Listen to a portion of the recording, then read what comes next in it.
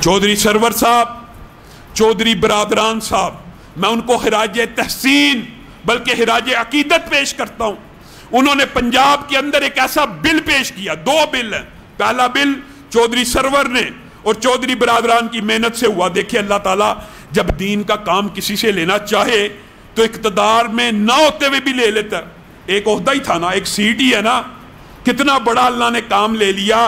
किसी बंदे को डिग्री जारी नहीं होगी जब तक वो कुरान पाक का तर्जमा सही तरह नहीं सुनाएगा। सुभान अल्लाह, ये इतना अजीम काम है जो आज से बहुत अरसा कबल पहले हो जाना चाहिए था, लेकिन अब ये काम हो गया ना, अल्लाह का शुक्र करना चाहिए। और मेरे भाइयों, इस फलसफे को दफन कर दे कि कुरान मुआज़ल्लाह गुमराह कर देगा।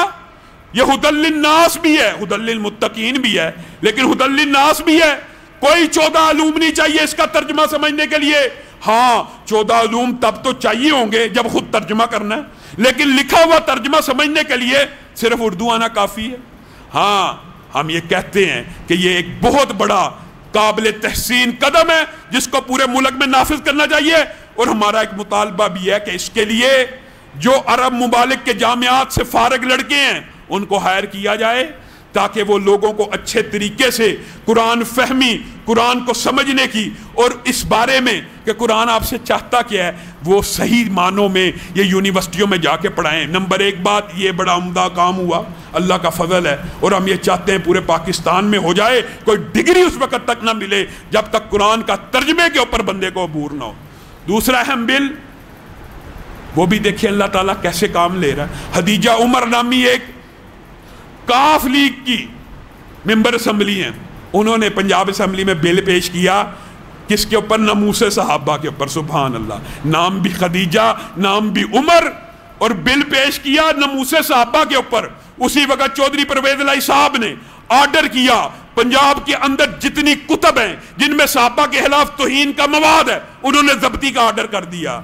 ये भी खराज अकीदत पेश करते हैं, खराज तहसीन पेश करते हैं। एक तरफ पंजाब असम्बली में नमूसे साहबा बिल पेश हुआ जो खुशाइंद है, जिसको खराज तहसीन पेश करना चाहिए। मेरे भाइयों, जब भी कोई इक़्तिदार वाला, जब भी कोई हुक्मरान दीन के किसी काम को आगे बढ़ाए, उसको फौरन खराज तहसीन पेश किया करो, खराज अकीदत पेश किया करो। अल्लाह ताला उनसे काम किसी भी वक्त ले सकता है, उनको वेलकम करना चाहिए।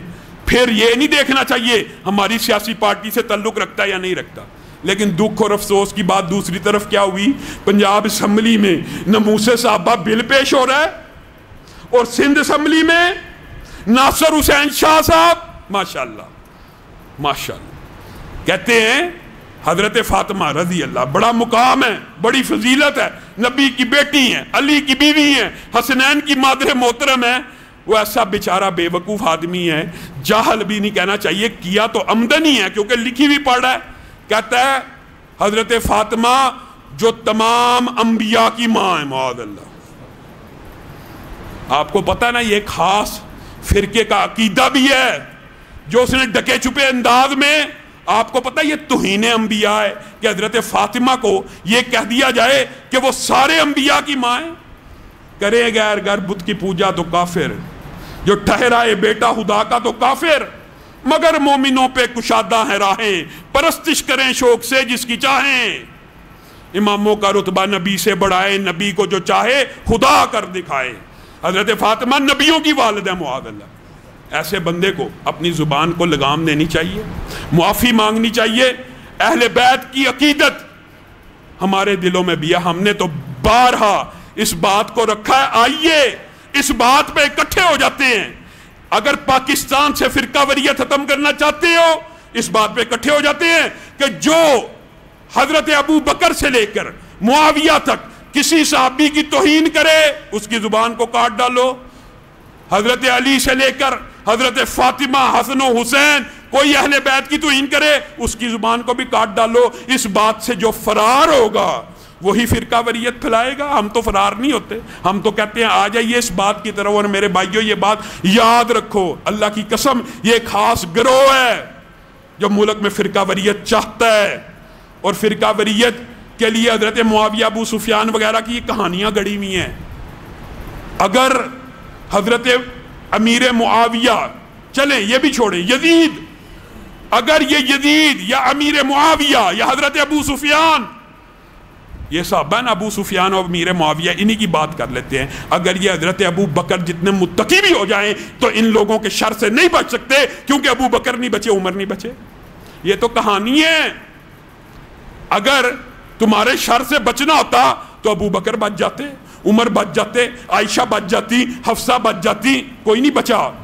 اس لیے ان لوگوں کا رستہ روکنے کا ایک ہی حل ہے، جو ناموس صحابہ کا بل پنجاب اسمبلی میں پیش ہوا، اسی طرح ایک بل ایسا بھی پیش ہو کہ توہین صحابہ کے اوپر کوئی نہ کوئی سزا لاگو کر دی جائے۔ اللہ رب العزت جو کہا گیا، جو سنا گیا، اس کو سمجھنے کی توفیق عنایت فرمائے۔